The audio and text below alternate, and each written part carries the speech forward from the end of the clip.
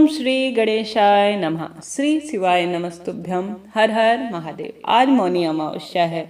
कथा के अनुसार आप सभी पूर्ण रूप से व्रत को पूर्ण रूप से करें या न कर पाए, परंतु कथा का श्रवण करने से सौभाग्य में वृद्धि होती है। धन संपदा प्राप्ति और रोग कर्ज मुक्ति के लिए यह सुंदर कथा कही गई है। आरंभ करते हैं। संपूर्ण व्रत कथा सुने ताकि संपूर्ण फल आपको प्राप्त हो। आरंभ करते हैं मौनी अमावस्या की कथा को लेकर। जो प्रचलित कथा है उसके अनुसार प्राचीन काल में एक ब्राह्मण परिवार कांचीपुर में रहता था। भक्तजनों, पति पत्नी दोनों ही धर्मात्मा थे और धर्म पूर्वक रहकर अपनी गृहस्थी चलाते थे। इनका नाम देवस्वामी और इनकी पत्नी का नाम धनवती था। इनके 7 पुत्र और एकमात्र सुंदर गुणवान और बहुत सुशील कन्या जिसका नाम गुणवती था वह थी। जब गुणवती सयानी हुई तो देवस्वामी ने धनवती से कहा कि पुत्री के विवाह के लिए वर देखना चाहिए। ब्राह्मण ने अपने छोटी पुत्र को अपनी बेटी गुणवती की कुंडली दी और कहा कि अच्छे ज्योतिष की उसकी कुंडली दिखवा कर ले आओ, जिससे कि गुणवती के विवाह की बात आगे चले। ज्योतिषी को कन्या की कुंडली दिखाई गई तो उन्होंने बताया कि विवाह होते ही कन्या विधवा हो जाएगी, क्योंकि इसकी कुंडली में वैदव्य योग लिखा हुआ है। ज्योतिषी की यह बात जब ब्राह्मण परिवार को मालूम हुई तो पूरा परिवार दुखी हो गया और इसका उपाय ज्योतिषी से पूछने लगे। ज्योतिषी ने बताया कि हे ब्राह्मण, सिंघल द्वीप में एक पतिव्रता महिला रहती थी जिसका नाम सोमा धोबिन है। यदि कन्या की शादी से पहले सोमा अपने घर आकर पूर्ण रूप से अपना पति धर्म इसको दे दे और आपके घर आकर पूजन करें और अपना आशीर्वाद दे, तो यह दोष उसके विशेष पूजा पाठ के गुण और उसके पतिव्रत से दूर हो सकता है। यही इसका सर्वश्रेष्ठ उपाय है। ब्राह्मण ने अपनी पुत्री गुणवती को अपने सबसे छोटे पुत्र के साथ सिंघल द्वीप भेज दिया। दोनों भाई बहन सागर किनारे पहुंचे। उसे पार करने के लिए विचार करने लगे। बहुत परेशान हुए। उनके बस में यह नहीं हो रहा था कि वह समुद्र को पार कर सके। कोई रास्ता भी नहीं मिल रहा था। तो ऐसे में दोनों भूखे प्यासे एक पीपल वृक्ष के नीचे बैठकर आराम करने लगे। पीपल पर घोंसले में एक गिद्ध का परिवार रहता था। उस समय घोंसले में सिर्फ गिद्ध के बच्चे थे।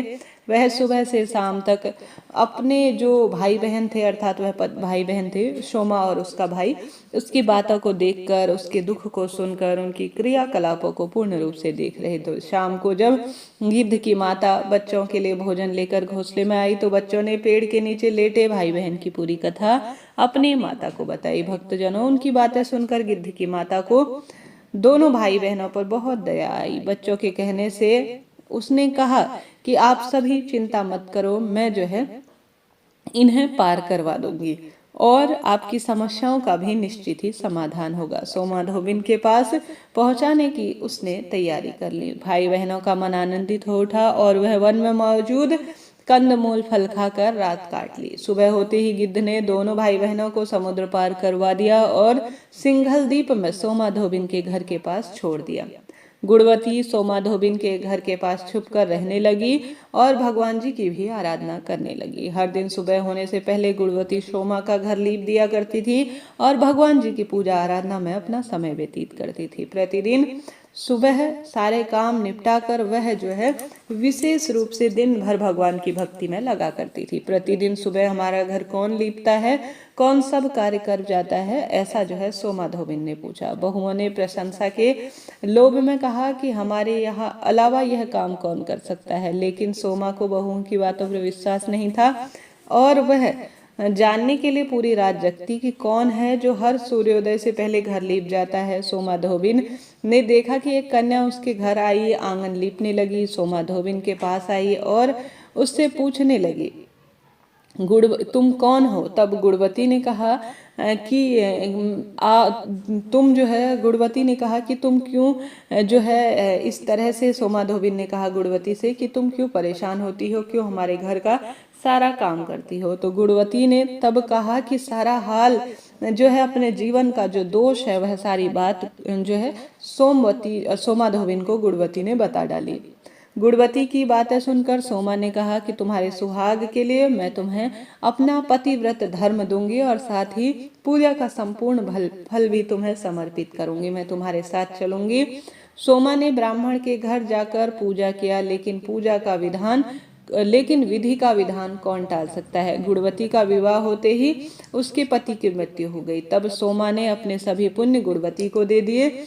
सोमा के पुण्य से और प्रताप से, पूजा पाठ की आराधना से गुणवती का पति जीवित हो उठा। लेकिन पुण्य में सोमा धोबिन के कमी आ गई। पुण्य की कमी के कारण सोमा और उसके पति की मृत्यु हो गई। लेकिन सोमा ने अपना घर छोड़ने से पहले बहुओं से कह दिया कि मेरे लौटने से पहले अगर मेरे पति बेटा को कुछ हो जाता है तो उनके शरीर को पूर्ण रूप से संभाल कर रखे।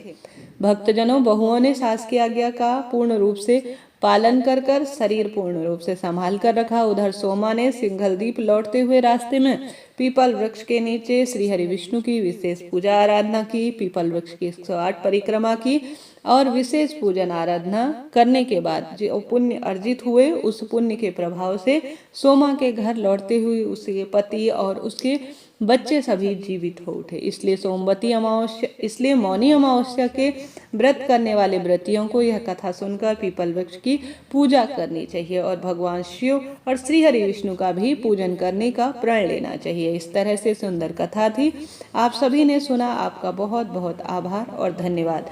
ऐसी मान्यता है कि माघ माह की इस अमावस्या के दिन तिल, ओने, वस्त्र, घी का दान करना श्रेष्ठ माना जाता है। मौनी अमावस्या पर इन वस्तुओं का दान करने से भगवान और जो है भक्तजन बहुत अधिक सुख पाते हैं और साथ ही पितरों का भी तारण होता है। श्रद्धा और क्षमता अनुसार थोड़ा सा ही सही दान करने का प्रयत्न करें, शिव जी की असीम कृपा प्राप्त होती है और व्यक्ति मृत्यु के पश्चात उत्तम लोक में स्थान प्राप्त करता है। व्यक्ति मुनिपद को प्राप्त करता है। इसलिए एक मान्यता यह है कि मौनी अमावस्या के दिन मनुष्यों के धरती पर लाने वाले प्रथम मनुष्य मनु ऋषि का भी जन्म हुआ था। मनु ऋषि के नाम से ही यह व्रत मौनी अमावस्या के स्वरूप में जाना जाता है। साथ ही एक महत्व जो कि पूर्ण रूप से शास्त्रों में वर्णित है, उसके अनुसार मौनी अमावस्या सबसे बड़ी अमावस्या है। माघ कृष्ण चतुर्दशी के अगले दिन यह आती है। माघ कृष्ण चतुर्दशी को शिव जी का विवाह माता पार्वती के साथ पूर्ण रूप से तय हुआ था और अगले दिन मुनियों और देवी देवताओं ने शिव की आराधना के लिए उनकी उपासना की थी। भगवान शिव ने देवी पार्वती का भाई बनकर भगवान विष्णु ने देवी पार्वती का भाई बनकर उनके विवाह संबंधी सभी कार्य में भाग लेना स्वीकार किया था। और इन सबसे अलग मौनी अमावस्या की कथा एक यह भी बताई जाती है कि सागर मंथन के समय जब असुर अमृत कलश लेकर भाग रहे थे तो इसी अमृत की बूंद जो है प्रयागराज में और अन्य जो विशेष स्थान कहे गए हैं उन स्थानों पर गिरा था। इसलिए मौनी अमावस्या पर प्रयागराज सहित अन्य तीर्थों में स्नान और दान करने से कई गुना पुण्य की प्राप्ति होती है, शास्त्र विधान कहता है। इस तरह से यह सुंदर कथा थी, आप सभी ने सुना। आपका बहुत बहुत आभार और धन्यवाद। मौनी अमावस्या अपने नाम के अनुसार ही साधना का व्रत है। इस दिन आप सभी जानते होंगे कहीं ना कहीं हम कुछ न कुछ पूरे साल भर बोलते रहते हैं, जिस कारण से हमारी बोली से कई लोग और कई मन जो है आहत होते हैं, इसलिए बाद में हमें अफसोस करते हैं। इसलिए साधना के लिए मौन परम आवश्यक है। गृहस्थ जन हमेशा मौन व्रत नहीं रख पाते, इसलिए इस दिन एक दिन निर्धारित किया है ताकि आत्म शुद्धि हो और मन जो है पूर्ण रूप से पवित्र हो। संभव हो तो मौन व्रत धारण करें, प्रभु की आराधना में अपना समय व्यतीत करें। संतति और धन संपदा में वृद्धि करने वाला यह व्रत होता है। शाम के समय खूब दीपदान करें, पीपल वृक्ष की जड़ में दीपक लगाएं, पितरों के निमित्त दीपदान करें, महादेव और श्रीहरि विष्णु के निमित्त दीपदान और विशेष पूजा आराधना से जीवन के सब सुख प्राप्त हो जाते हैं। तो प्रयत्न करें इन सरल से कार्य को करने का। जय श्री राधे, हर हर महादेव, श्री शिवाय नमस्तुभ्यम।